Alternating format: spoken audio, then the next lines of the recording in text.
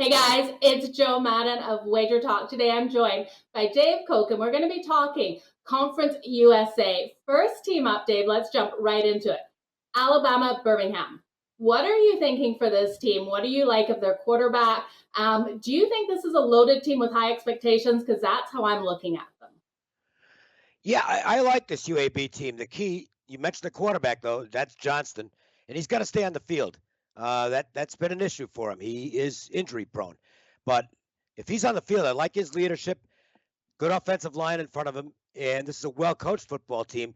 I think UAB is a team to watch out for in this league. And bear in mind, it doesn't take a lot to win Conference USA. It's not a very good conference. In fact, of all the conferences out there, it's the weakest, top to bottom. So from that standpoint, it's kind of wide open, and I think UAB definitely profiles as a team that's got a chance to win this thing. Absolutely. I think you hit the nail on the head. If Johnson stays healthy, they are going to have a good run at it. Let's move on to Charlotte. Now, we look at Charlotte.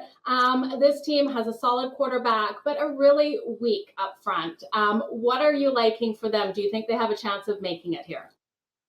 Yeah, I don't think the defense is going to be able to stop much, and I've got worries about the offensive line. And again, if you go back to the very first show we did together, an overall preview, I put so much stress into the trenches. Defensive line might be all right, but the offensive line is weak, even by Conference USA standards.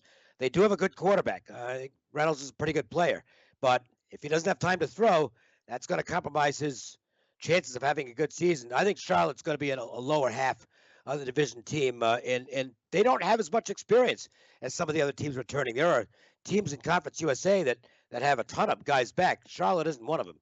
Absolutely, they're not. Now let's move on to Florida Atlantic. Now, this is a team with a pretty strong defense, but there's a question at that quarterback position. How do you think they're going to fare without having a strong, solid quarterback in there?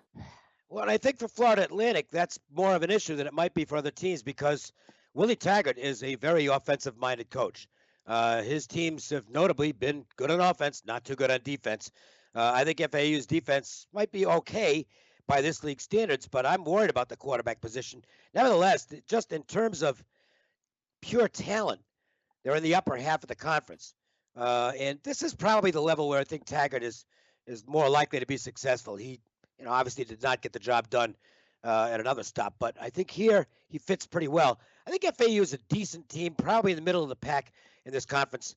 But I suspect that they might get caught as the season progresses. I expect more improvement as the season goes on out of other teams than I do out of this team. Okay, what about Florida International? Do you think their defense can actually step up this season and make a difference? Well, I think the defense should be okay.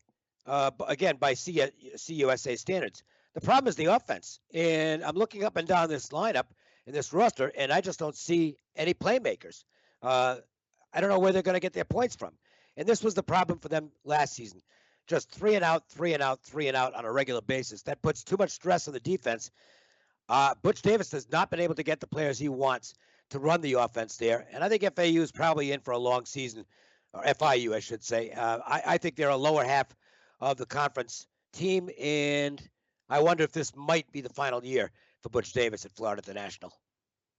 Well, he definitely has the clock ticking on that. Louisiana Tech, the Bulldogs, great, skilled, strong positions. Their O and their D-line do seem a little shaky, though. How are you figuring they're going to do? Are they going to be able to step up and do more than they did last year? Probably in the same neighborhood as they were last year in terms of their overall strength, but that might actually move them up in the standings in the conference this year because, again, it's just a horrible league. So Louisiana Tech does have enough people to make a difference as far as that goes. I think that the offensive backfield is pretty good. Linebackers actually are strong for this level. But again, in the trenches, they're going to have to be better than they look to be on paper if they want to make a real run at getting some kind of a bowl. I think if the lines come together, they'll get to play an extra game after the regular season's over. Absolutely. Now, one team that I'm pretty high on is Marshall. They have a new coach, Charles Huff. I think he's going to bring lots of energy to this team and aggression. What do you think with this talented roster? Is he going to be able to make this team be able to compete for it? A lot of time when a new coach takes over a program, there's a grace period, a little bit of a honeymoon. I don't think that's going to be the True. case here. A lot of people were very surprised that Doc Holliday got canned at the end of last season. I'll be honest with you, I was one of them. I didn't see that coming. Huff is very highly regarded. He's well thought of, but the pressure's on him right away to deliver. And I think anything less than a division title and probably a conference title is going to be a disappointment. Marshall is, on paper, clearly the best team in the league. I don't think there's much, to me, there's not much question about that. It's either them or UAB are the two best teams in this league. We'll talk about one more, Texas San Antonio, that fits into that group as well. But I think Marshall is the team to beat in the conference, and Huff had better get it done, or the fans will turn on him in a hurry. Let's hope that doesn't happen for him. I've got high hopes for him. Middle Tennessee, they've got 8 starters returning.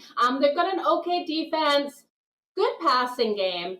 What do you like for them? Do you see anything explosive happening downfield? I think that's what they need. They need those big explosive plays at the end of the field.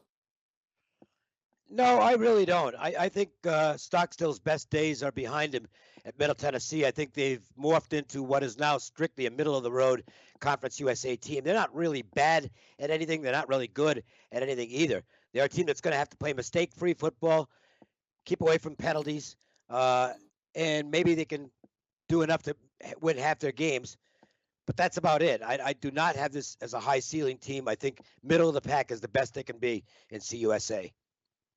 I can see that happening too. I'm disappointed to hear that, but that's where my gut was sitting with that one. North Texas. Now, this is a team with lots of offense. Their defense is really limited. I was hoping to see more out of them over the last couple of years, but we're not seeing it happen. What do they need to change to make this a more rounded team? The personnel on defense. It just isn't very good, and they're really weak in the secondary from the way things look.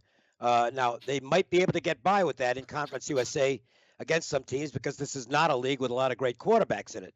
But the secondary for North Texas, I think, is going to be an issue. The offense should be pretty productive. I think the Mean Green will be able to get it up and down the field. And I've got them as a team that probably should finish in the upper half. If you look at the power ratings overall in Conference USA, they're probably about the 4th or 5th best team in the league. So got a chance to maybe get a minor bowl at the end of the season. And if the defense gets a little better, maybe they could be a surprise team as well. Okay, well, I'm liking that. Let's move on to Old Dominion. Now, this is one where I think their coach is getting the last kick at the can. I think if he doesn't come out and really shake this team up and make them do something, that he won't be around next season. I think this team has one of the worst offenses in the whole conference. What are your thoughts, Dave?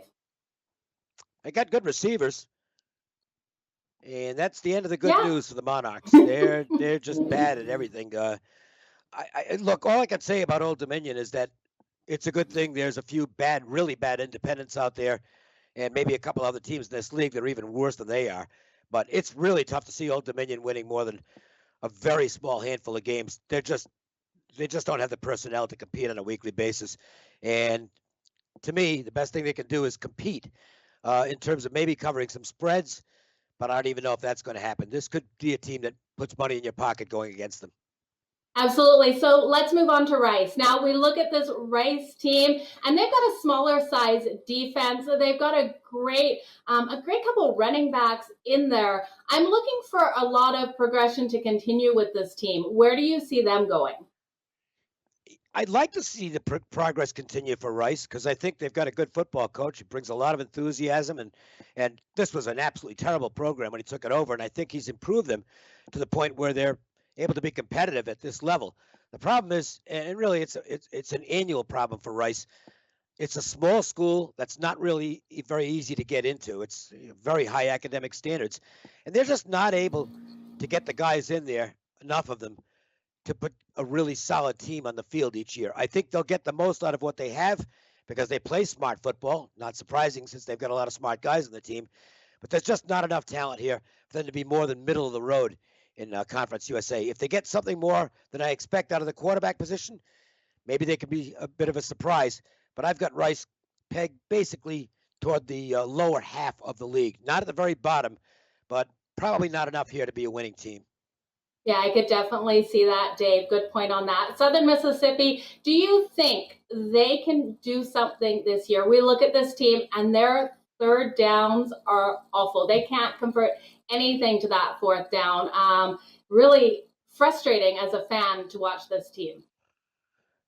Well, they got off to such a weird start last year, with the coach getting out of there after one game, and then some other issues during the course of the season. You got to think from a chemistry and cohesiveness standpoint, they'll be better this year than they were a year ago. They've still got some real weak spots on the team. I don't know what they're going to do at the quarterback position. That does look to be an issue for them.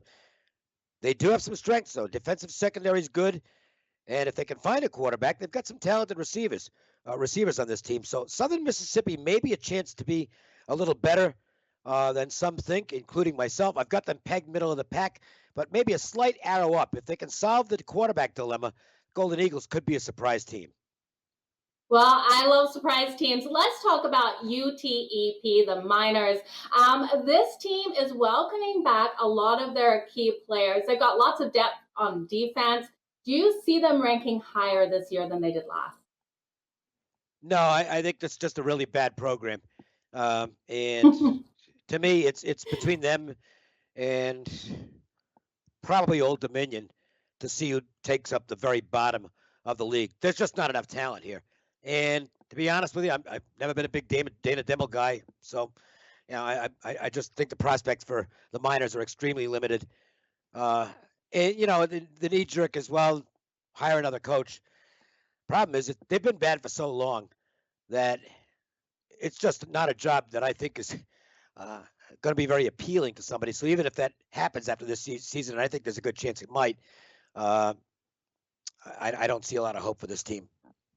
Okay, guys, moving on to UTSA, the Roadrunners. Now, this is a team with great experience on both sides of the ball. I'm looking for running back McCormick, if I'm pronouncing his name right, to have a really good year like he did last. What are your thoughts, Dave, on this team? I like this team. And again, bear in mind, we're talking only Conference USA here. I mean, if you're talking on a national scale, no. But Texas San Antonio, if there's a team that can upset the apple cart and win this league, that's not named Marshall or not named UAB, I think it's Texas San Antonio. There are some elements I like on this team. I like the quarterback, Frank Harris. I think he's a solid player. The offensive backfield as a whole is pretty good.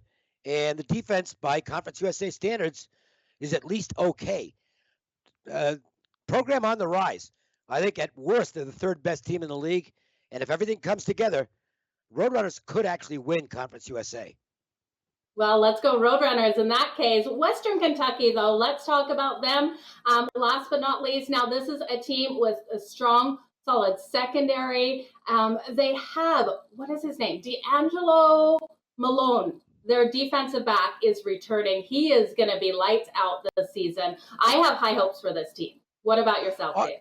Yeah, I think the defense is solid, and I think the key could be a quarterback by the name of Zappi, who's a transfer in from Houston Baptist, and I think he's going to win the job. Now, we don't know that yet, or if the information's out as to who's going to be their starting quarterback. I haven't seen it yet. Not to say that it's not out there, but this guy, he did some good stuff at Houston Baptist at the FCS level, and I think he can get some production done here. So with that being the case, Western Kentucky's defense is pretty good as it is by CUSA standards. If the offense can be a little more productive, this is a team that can contend. Maybe not quite at the level of what I have as the top three teams in the league, but certainly right off that list, or just below that list. And all it takes, if you're just missing as a top contender, is one or two good weeks, and you can end up pulling the upset and winning the whole thing. So if there's a dark horse in the league, maybe this is the team. Western Kentucky is not on a lot of people's radars as one of the top teams in the league. I think they could slip into that group. Well, I could definitely see them being a great sleeper within this group, Dave. Everyone, thank you so much for joining us over here at WagerTalk. Make sure you go over to WagerTalk.com and follow Dave for all of his best picks in the college football season.